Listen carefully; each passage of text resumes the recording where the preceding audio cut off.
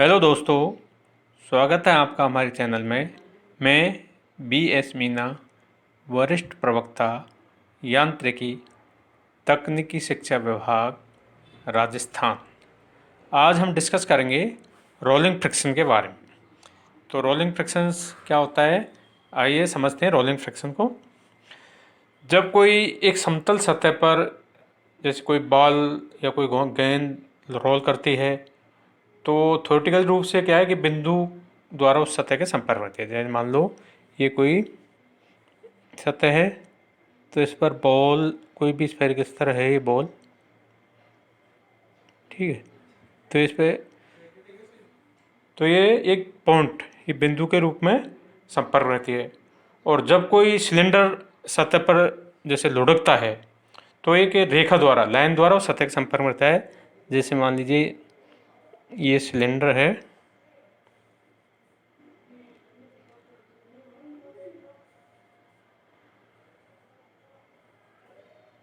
ये एक सिलेंडर है, मान लो अब ये सतह पर लुढ़कता है तो ये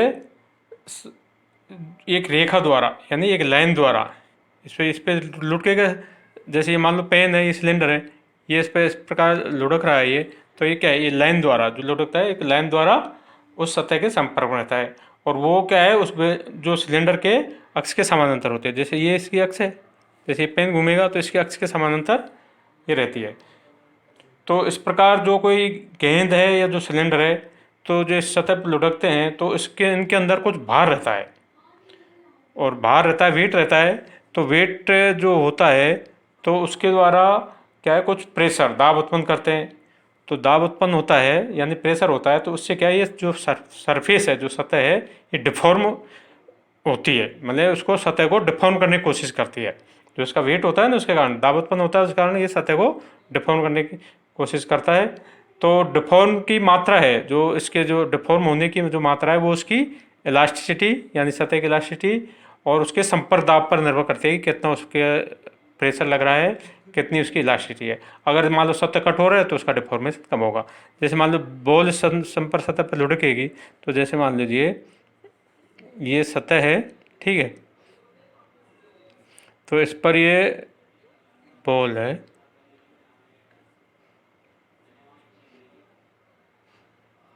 तो ये मान लो ये सतह है ये, तो इस पर जो बॉल इस समतल सतह पर जब ये बॉल इस पर रोल हुई यानी लुढ़क गई, तो सतह पर लुढ़कती हुई तो इस पर कुछ प्रेशर लगेगा, उसके कारण ये डिफॉर्म होगी। ये मान लो ये पॉइंट है, मान लो ये पॉइंट ए है, ये बी है और ये सी है, ये सतह इस तरह दब गई इसके दाब का, ठीक है। तो ये पॉइंट ए, ये बी और ये सी, जैसे इस चित्र में आपको देखा जा रहा है। तो ये जो सतह डिफॉर्म हुई है तो यहाँ से इसके वेट डब्ल्यू कारण जो प्रेशर उत्पन्न हुआ है उसके कारण, तो ये मान लो इस तरह इस डायरेक्शन में रोल कर रही है। तो अब ये जैसे रोल करेगी और सतह पर आगे अगर लुढ़केगी जो बॉल है, तो ये क्या करेगी, ऊपर इधर चलने की कोशिश करेगी। तो ये जो पॉइंट बी है, ठीक है, तो ए बी सी पॉइंट माना है अपन ने, और ये जो गड्ढा बन गया एक तरह से, ये अपन को वैसे शो नहीं होता सतह में, बाकी उसका प्रेशर रहता है।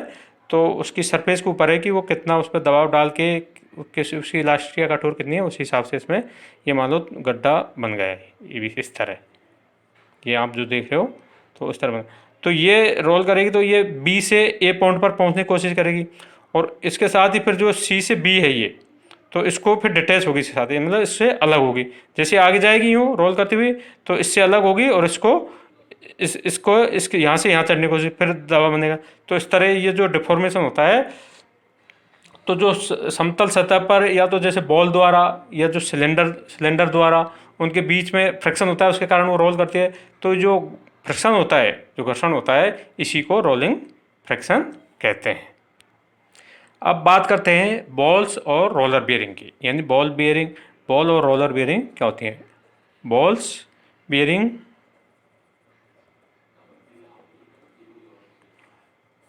बॉल बियरिंग क्या होते हैं, तो बॉल बियरिंग क्या है, इन बियरिंग में जो बियरिंग है उनका जो संपर्क सतह है और जो घूमने वाला वेव है, जो घूमने वाला एलिमेंट है, उनके बीच में पूर्ण संपर्क न रह करके केवल बिंदु के रूप में संपर्क रहता है।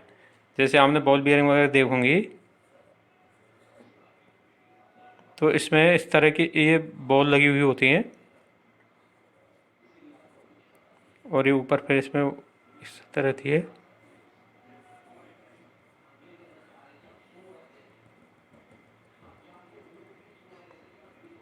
ठीक है, तो इस बॉल बियरिंग इसमें क्या होता है कि जो बियरिंग इन बियरिंगों के जो संपर्क सतह है, तो ये जो घूमने वाले अवयव हो गए, ये इसमें जो छोटी छोटी बॉल लग रही हैं ये घूमने वाले अवयव हो गए।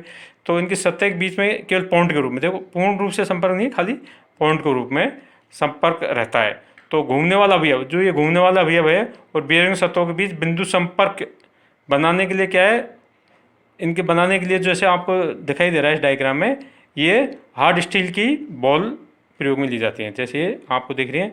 तो इन पर जो संपर्क सतह के बीच में क्या रोलिंग फ्रिक्शन, इस संपर्क सतह के साथ ये घूमती हैं तो क्या रोलिंग फ्रिक्शन उत्पन्न करती हैं, जिससे संपर्क सतहों की घिसाई कम होती है। इसी प्रकार रोलर बियरिंग, रोलर बियरिंग